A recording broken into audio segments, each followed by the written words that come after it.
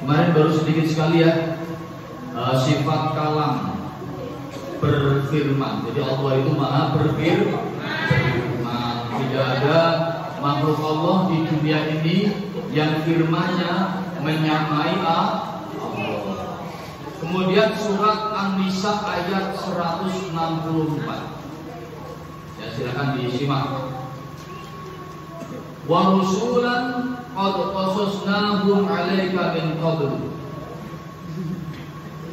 Allah itu mengutus rasul-rasul, mengutus nabi-nabi.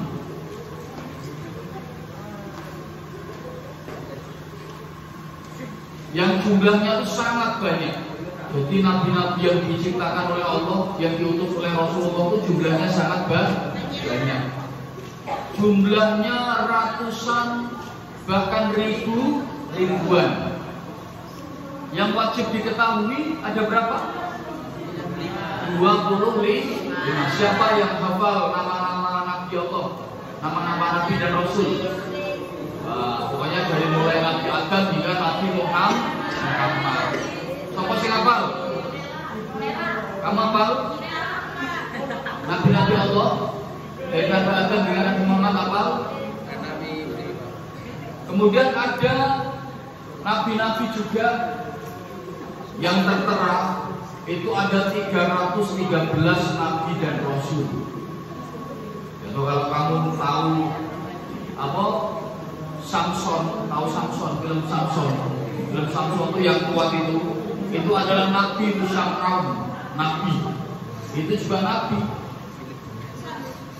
Di nabi-nabi Allah itu ada jumlahnya itu ratusan bahkan ribuan. Tapi yang wajib diketahui 25 nabi.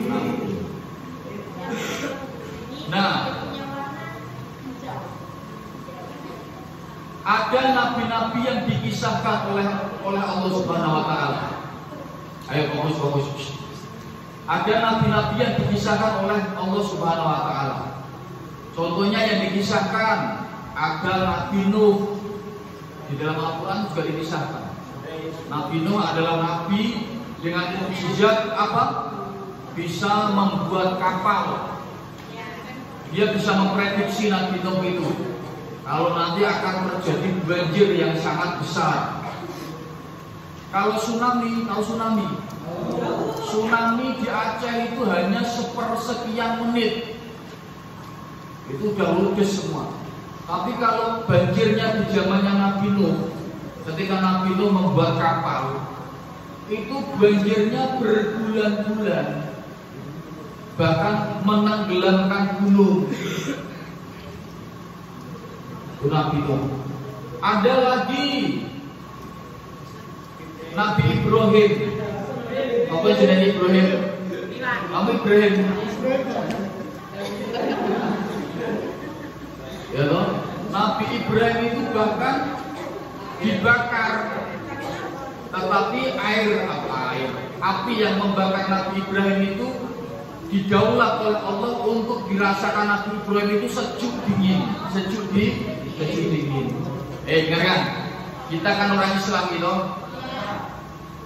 Semua manusia itu kan pasti punya dosa. Tidak ada manusia yang tidak punya dosa kecuali Nabi Muhammad. Nabi Muhammad itu tidak punya dosa karena yang mendidik langsung Allah.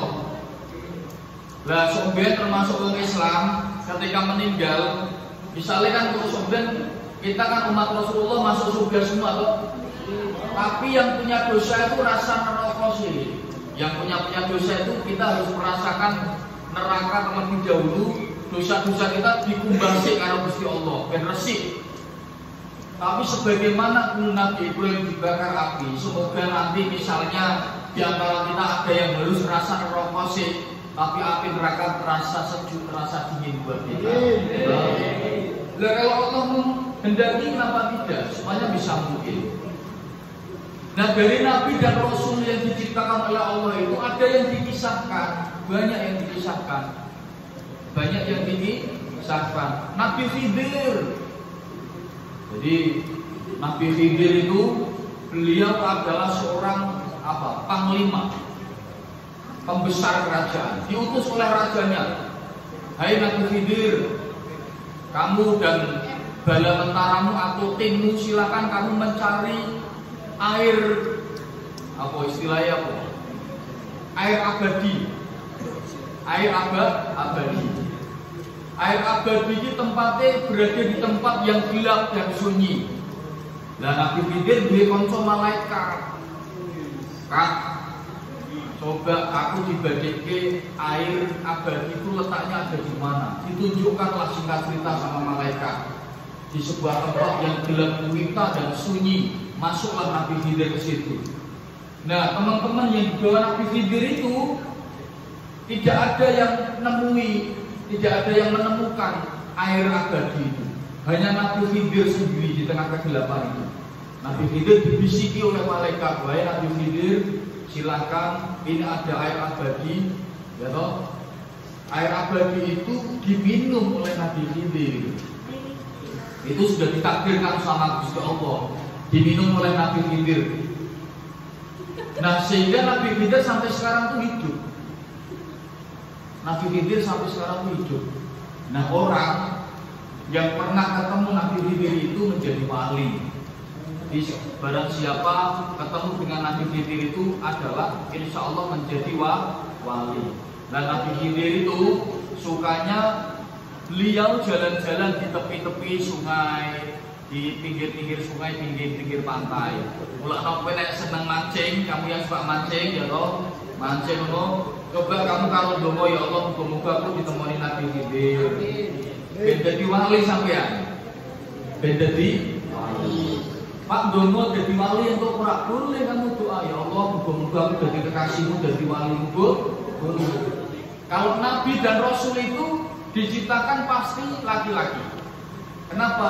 Karena Nabi dan Rasul itu didaulat untuk menerima wahyu, harus dalam kondisi suci. Tapi kalau wali itu boleh dari kalangan wanita. Contoh wali yang dari kalangan wanita siapa?